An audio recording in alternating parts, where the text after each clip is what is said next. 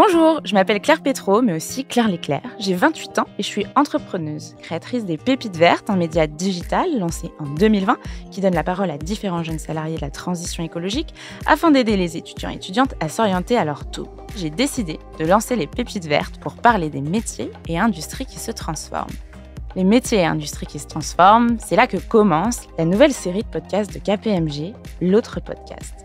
Devenue entreprise à mission en 2022 avec une nouvelle expérience collaborateur différenciante, l'autre contrat, les équipes de KPMG sont venues à ma rencontre pour me proposer de poser mes questions en toute transparence afin d'essayer de comprendre comment l'entreprise opère sa transformation avec ses talents face aux grands défis de ce monde. J'aurai la chance d'être votre commandante de bord tout au long de cette série de podcasts pour questionner, challenger et décrypter les engagements autour de l'entreprise à mission, de cet autre contrat passé avec les candidats, de l'impact environnemental de l'entreprise, de son rôle vis-à-vis de ses clients ou encore de la place des jeunes. Rendez-vous. On y va ? J'aurais voulu monter dans les locaux de KPMG. Au revoir. Bonjour à toutes et à tous, ravie de vous retrouver pour un nouvel épisode, toujours dans les locaux de KPMG. Aujourd'hui, je suis très contente d'avoir l'opportunité de discuter avec deux nouvelles personnes. Leslie Dehan, d'une part, la DRH, directrice des ressources humaines et de l'expérience talent de KPMG. Ravie de pouvoir échanger avec toi, Leslie. On sera en binôme, en duo avec Bocar K. Bocar, toi, tu es auditeur arrivé chez KPMG en 2019 par un programme qui s'appelle la Junior Team. On reviendra dessus pendant l'épisode.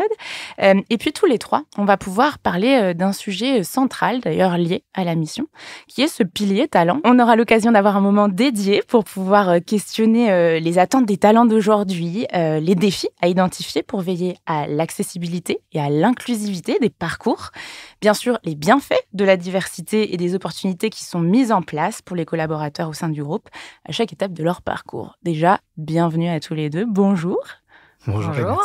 Merci beaucoup de prendre ce temps d'échange. Je me tourne vers toi, Leslie, en premier. J'ai suivi ton parcours, je me suis renseignée, j'ai vu que tu travaillais dans les RH depuis plus de 20 ans, que tu étais passée par différentes grandes organisations, Adecco, Accenture. Personnellement, moi, je suis hyper animée par les sujets humains, les relations humaines, comment ça fonctionne, comment faire groupe, collectif, à partir d'individualité. Qu'est-ce qui t'anime, toi, personnellement, dans ce secteur et pourquoi est-ce que ça fait si longtemps que tu gravites dans cet écosystème ? C'est surtout mon métier, en fait. Ce qui me passionne, c'est d'avoir un impact sur l'évolution des hommes avec un grand H et des organisations. C'est vraiment aider, trouver des solutions, faire évoluer les entreprises et les gens. Ok. Tu as récemment, du coup, rejoint KPMG depuis un petit peu plus de 10 mois à une fonction de direction. Qu'est-ce qui t'a amené à rejoindre ce groupe ? Qu'est-ce qui t'a appelé dans la proposition ? Alors, 3 raisons principales. D'abord, les rencontres avec le directoire et le COMEX, parce que je pense que c'est aussi une question de feeling, de rejoindre une entreprise. Et puis, 2 choix plus, je dirais, de contenu avec ce choix d'entreprise à mission, mais pas que. C'est-à-dire qu'il y a aussi, au sein même de la raison d'être, le sujet talent qui est prioritaire. Et puis enfin, parce que, comme tu l'as dit, j'ai une certaine expérience. Et donc, je pense pouvoir mettre à profit justement les sujets que j'ai traités jusque-là autour des talents, mais aussi de la transformation, sachant qu'il y a une volonté de l'entreprise de faire bouger les lignes. Ok. Dans ton titre en particulier, il n'y a pas uniquement DRH, direction des ressources humaines, il y a aussi l'expérience talent. Alors moi, ça me questionne nécessairement. Il faut savoir que je suis influenceuse, créatrice de contenu sur ce sujet de l'expérience talent, des attentes des talents. Et du coup, quand je me pose la question et que je pose la question à ma communauté d'abonnés sur ce qu'ils voient et perçoivent des entreprises, je réalise que côté jeunes talents engagés, il y a parfois l'impression qu'on ne peut pas avoir assez d'impact quand on est dans une grande organisation. En parallèle, je suis aussi souvent au contact de patrons, patronnes, dirigeants, dirigeantes, et je lis que certains diraient que les jeunes ne veulent plus bosser, plus travailler. Donc, il y a pas mal de clichés et peut-être d'ailleurs de tendances de fond, en fait. Au-delà des clichés, en général, ça veut quand même dire quelque chose. Comment est-ce que toi, tu les observes depuis que tu es dans le secteur et qu'est-ce que tu en comprends ? Alors clairement, oui, on a vu évoluer les attentes des étudiants et aussi des collaborateurs ces dernières années, mais à mon sens, ce n'est pas un sujet générationnel, mais plutôt, à une modification profonde de la relation au travail, qui est évidemment accentuée par les crises successives, qu'on traverse depuis quelques années. C'est d'ailleurs un des points de résultat d'une de nos études, hein, qui a été réalisée l'année dernière avec, Uzbek et Rika et qui indique qu'un tiers des Français ne sont pas épanouis dans leur travail. 33 d'entre eux attendent que leur entreprise engage prioritairement une réorganisation des modes de travail justement, en vue notamment d'une organisation moins verticale. Alors quand on dit ça, je dirais que pour être en capacité, de répondre à ces nouvelles attentes, ça dépend fortement de la culture de l'entreprise et de sa capacité à écouter et évoluer et donc de co-construire aussi avec ses collaborateurs, justement ces temps de ces grands temps de l'expérience, talent, qui se jouent, je dirais, tout au long du parcours, hein, de l'entrée à la sortie. C'est aussi une capacité à se transformer et à prendre plus d'engagement par rapport à nos collaborateurs. Par exemple, chez nous, hein, nous avons un comité Next Gen, hein, ça sera la 2e promotion, cette année, donc qui nous aide à construire, donc des actions concrètes qui correspondent à ce qu'attendent, justement, les collaborateurs sur le terrain, qui, du coup, nous interpellent COMEX sur, justement, nos orientations stratégiques et les actions qu'on peut, mettre en place. Pour revenir quand même à la question, hein, qui était autour des nouvelles générations, je pense que la réponse qu'on a souhaité apporter il y a à peu près 1 an maintenant, c'est, notre nouvelle promesse employeur qui s'appelle, l'autre contrat.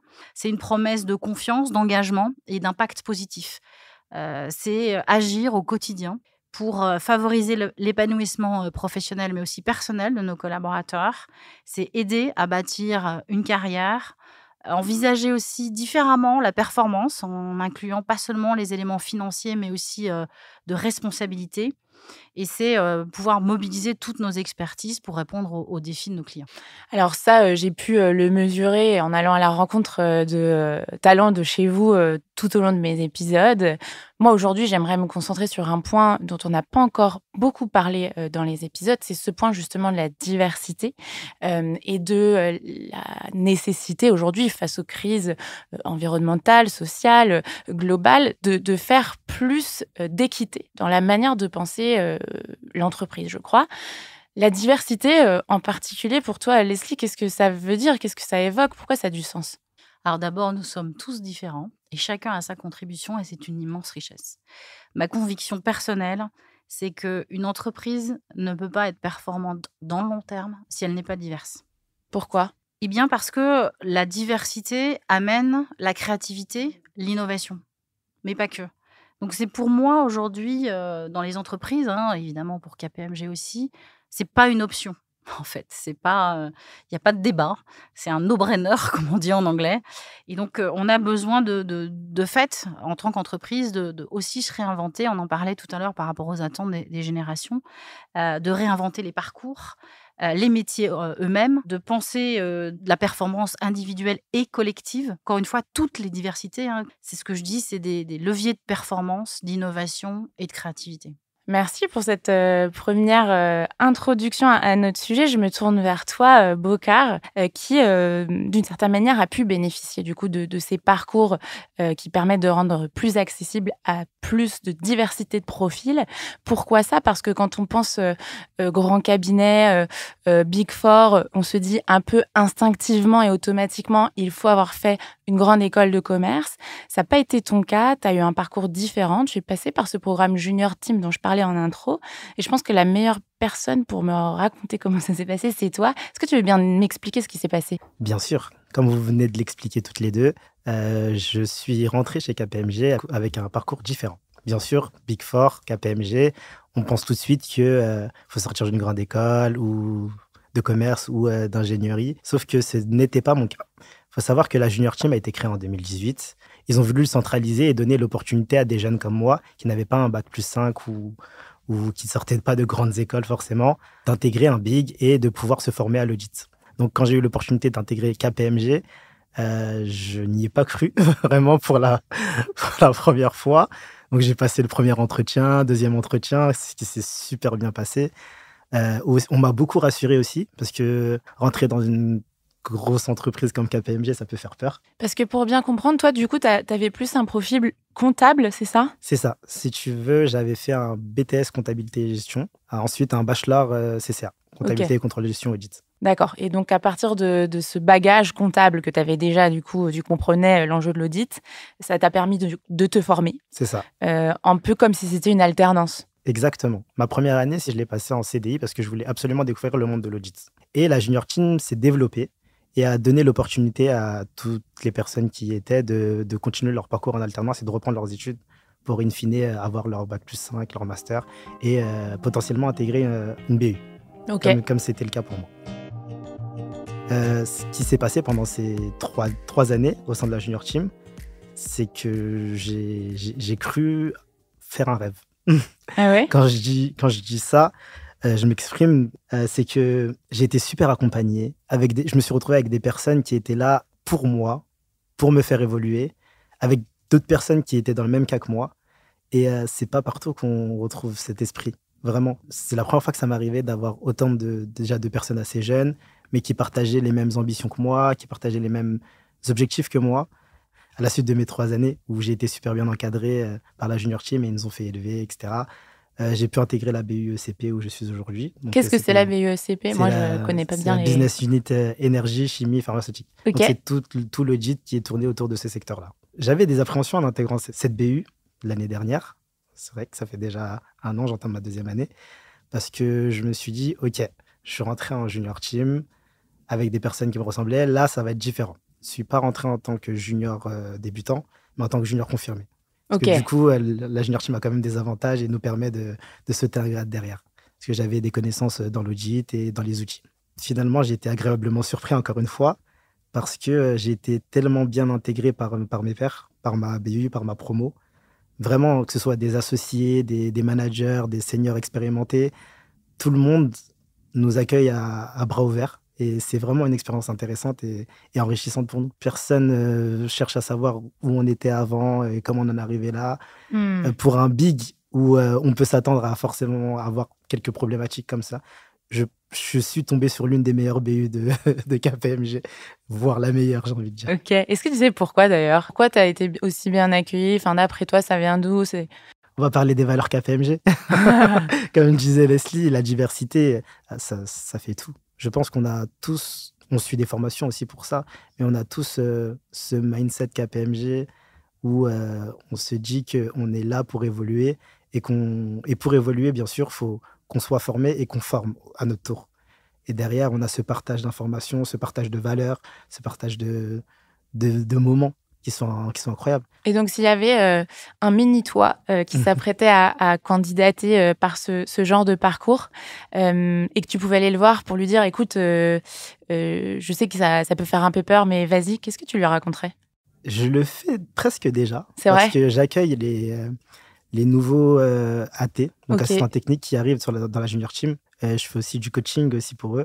Donc, je leur explique mon parcours, j'essaie de les pousser et d'avoir de plus grandes ambitions, de monter un peu plus en compétences et en valeur. Après, on va pas se mentir, l'audit, c'est un métier difficile. Ouais. C'est les personnes qui vont vous dire que non, c'est facile et c'est beau, tout est rose, c'est faux. C'est vraiment un métier difficile où faut donner de soi-même, où c'est difficile de faire la part entre le pro et le perso. Mais une fois qu'on y arrive, on y arrive. Mais c'est un métier très, très beau. À travers ce métier, on peut voir vraiment tous les aspects d'une entreprise. Hmm.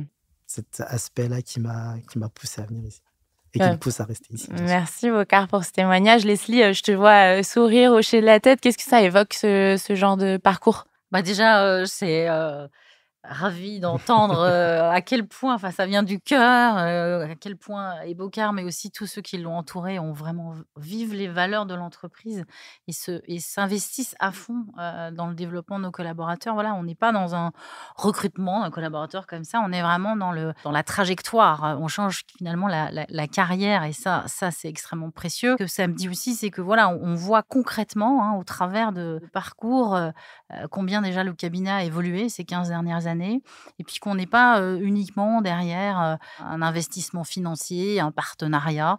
On est vraiment sur le terrain auprès des jeunes et on aide à changer un petit peu des vies. En tout cas, c'est comme ça que j'ai envie de le voir. Parce que de ce parcours, moi, je vois une expérience micro, entre guillemets. J'essaie toujours de raccrocher ça à ce que je comprends de la big picture, comme on dit en anglais, ou plus largement la vision macro.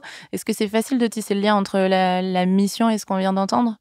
Ah oui, là, c'est facile. On est complètement dans la mission, à la fois entreprise à mission, la raison d'être de l'entreprise. Comme je disais, lien avec les valeurs, on les vit, c'est concret. On retrouve, les sujets aussi de transmission, hein, qui sont chers à l'entreprise. On entendait Bocard, les compétences sur les missions, les managers qui sont là, les associés qui sont là, les collègues. On déchiffre les codes, on travaille sur les soft skills. C'est complètement raccroché à la mission de l'entreprise. Merci à tous les deux. Moi, j'aimerais bien vous poser une dernière petite question. On est en début d'année. Il y a encore 12 mois pour réaliser plein de rêves, d'ambitions, d'objectifs, comme tu disais, Bocard. Tiens, Bocard, je vais commencer par toi. Qu'est-ce que je peux te souhaiter pour cette année? Qu'est-ce que tu veux réaliser? Beaucoup de choses. Déjà évoluer. Il faut savoir qu'en audit, on évolue tous les ans. Donc, passer au grade supérieur. Et j'ai vraiment cette envie de former aussi. Ok. Leslie, deuxième année, qu'est-ce qu'on peut te souhaiter? Alors, d'arriver à continuer à accompagner, on parlait, justement des parcours de carrière et de l'expérience talent. C'est de faire en sorte que cette expérience, elle soit de qualité pour tous, et qu'on accompagne pas seulement les carrières, mais aussi les parcours de vie, qui peuvent être des moments plutôt heureux. On a fait l'année dernière la semaine de 4 jours parental, hein, donc dans le cadre de la parentalité. Et aujourd'hui, on va aussi accompagner des moments plus difficiles et on travaille sur une politique notamment autour des aidants. Et ça, c'est vraiment quelque chose que j'espère avoir atteint d'ici la fin de l'année prochaine. Eh bien, merci à chacun d'entre vous d'être venu témoigner à ce micro pour discuter d'expériences personnelles, raccrochées à une vision et une mission plus globale de l'entreprise, sur un sujet de diversité, d'accessibilité, d'inclusion qui, évidemment, comme on le disait, ne fait pas de débat. C'est important. Et puis, c'est toujours intéressant d'aller voir concrètement ce qui peut se faire dans les entreprises, si ça peut en inspirer d'autres. Merci beaucoup et à très vite pour le prochain épisode. Merci. Merci.